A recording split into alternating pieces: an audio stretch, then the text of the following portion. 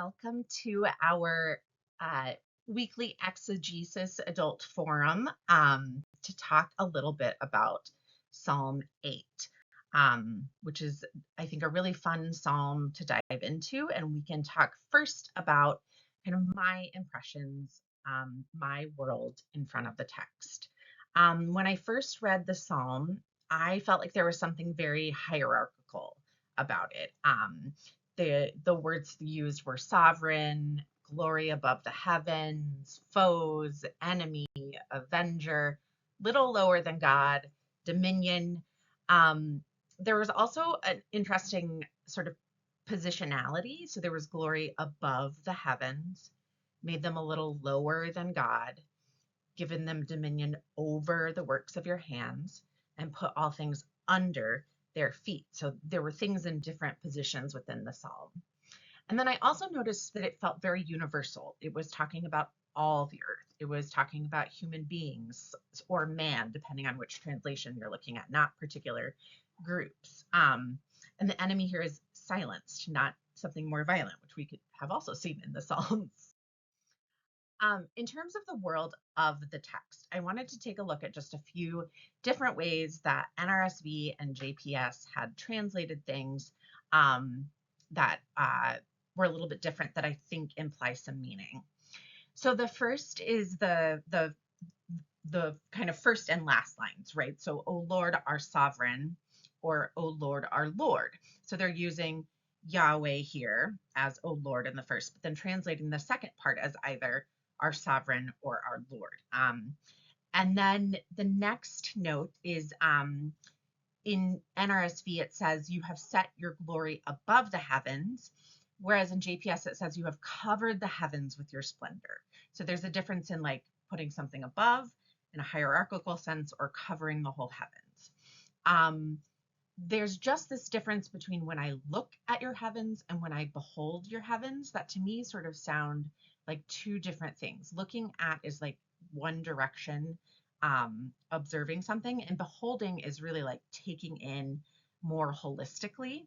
I think just in that particular translation, they seem different to my ear. In the same way, the moon and the stars that you have established sounds different than the moon and the stars that you have set in place. There's something very distinctive and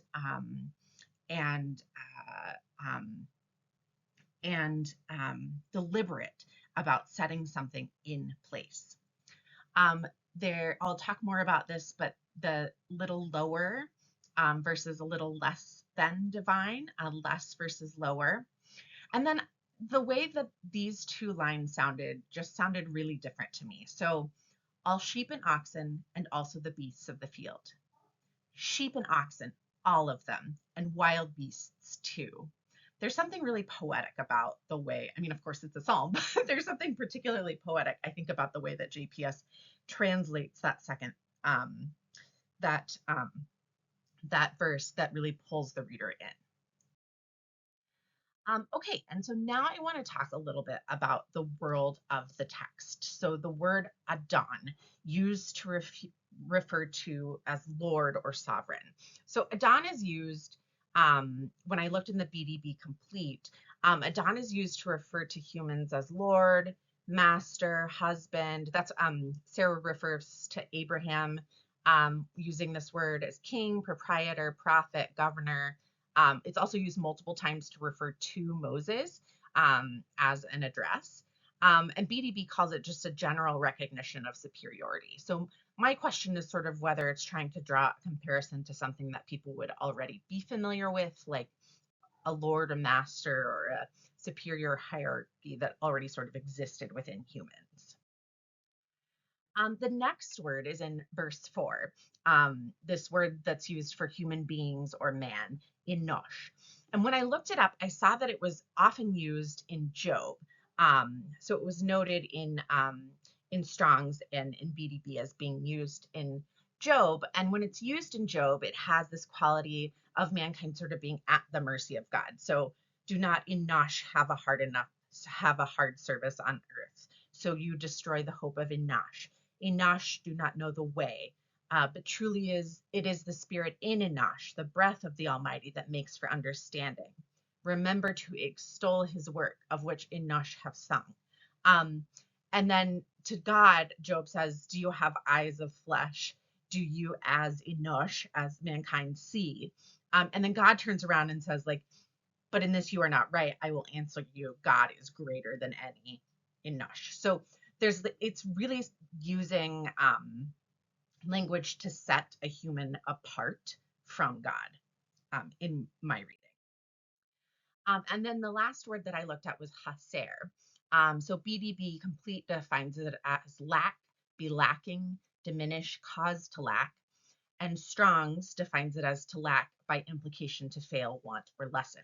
So when I looked at where it was used throughout the Hebrew Bible, it was used to describe waters that were abating, lacking bread, lacking water, lacking wine, bellies of the wicked being empty.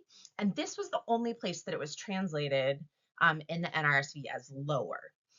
So I think when we're reading it, if we can kind of think of it not necessarily as a hierarchical rung, but as something that is without something else, I think that sort of helps to fill out the meaning. Okay, so now we'll talk about the world behind the text. And when I dug into the research, there's so much writing on the Christology of this psalm um, and the idea of the Son of Man, but I don't want to put that lens on Old Testament yet. We'll wait till I finish at least 2 semesters of New Testament before I start putting uh, Christology onto the Old Testament. Um, so one of the things I read was from Leonard Murray. And he says in Psalm 8, God's glory and humanity's reflected glory, that God gives special attention to humans on earth. They do not deserve this in any way. God simply chooses to crown humans with his splendor and majesty. This is in contrast to the ancient cosmogonies in the ancient Near East, where humans were created to be the slaves of gods, maintaining the universe for them and seeing to their food, clothing, and honor. So I just thought it was interesting how in the ancient Near East, most often, this is Sasha talking, sorry, that was the end of the quote. It it that humans are created to be the slaves of God, not necessarily um to be crowned with splendor and majesty or adorned or surrounded, however we want to translate that. And I also noted in an article called Psalm 8, an ecological reading in the Korean Journal of Christian Studies by June Kim. Um, she says the righteous judges and the advocate of the weak are also the expected roles of the royalty in the ancient Near Eastern context. So when we're looking at people as royalty, as judges, as adorned, as crowned, there's an understanding that in the ancient Near Eastern context, that's not just having dominion over someone in terms of like lording over them, but it's also having responsibility to be righteous and to be an advocate for the weak. Which brings me back to the world in front of the text. And I'm going to bring in a couple of other authors who are writing about Psalm 8 here, because I want to bring the focus for the world in front of the text back to our role as humans, as stewards of God's creation. So Tiana Bozeman in Rulers or Servants, a rereading of Psalm 8 concerning the place of humankind in the age of the Anthropocene, says 2 things. First, quote, humans are stand-ins for God, called from a place of awe and humility to first and foremost know their humble position, and from there, rule with responsibility as stewards, as caretakers of God's creation, end quote. And I think that that is critical when we're thinking about where we are today, that we note that we are here only because of God. In fact, the structure of the psalm is such that we are sandwiched in between praise of not just creation, but of the creator, that we are here with the responsibility to be a caretaker of God's creation. And then Bozeman also says, quote, moving from denial that allows us to slack off under the weight of ignorance, it opens our eyes to the global impact of everyday actions, end quote. Um, And I think that this reads not just in terms of ecology or the environment, which I do think it does. I also think it's about taking care of other people who don't look like us or act like us or share things in common with us that we think that they should. I think that this is about protecting all of God's creation and taking care of all of God's creation and using our privilege in the way that God has created us to do so. And then finally, Ronald A. Simpkins, in his article, The Bible and Anthropocentrism, Putting Humans in Their Place, in the Dialectical Anthropology Journal says, quote, humans may be singled out in the Bible for particular attention, but they are not separated out from the natural world in which they live. In the theocentric worldview of the Bible, humans and all other creatures are dependent upon God for creation and subsistence, and all alike are valuable to God as part of his creation. And I think like one of the things that I was reading when I was reading through these articles was that we can't make the psalmist like a member of Greenpeace.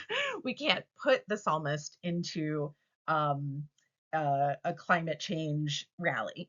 But when we look at it from the point of view of being surrounded by God, the way that the psalm is structured, and the way that the psalmist is writing, um, that we are brought into a natural state of when we put God in the center of what is important, that from there proceeds our natural responsibility and covenant with the other creatures that depend on God. So to go back to my original thoughts, when I first looked at the psalm, it seemed very hierarchical to me. And it seemed like, the rungs of a ladder going up, and we were at the next to last, or at the next to top rung, right next to God. And after reading all of this and after looking at the language, I can really see how instead this is positioning ourselves as part of God's creation, and the part of God's creation that needs to care for the rest of us, for the rest of it, with a very special responsibility. Thank you.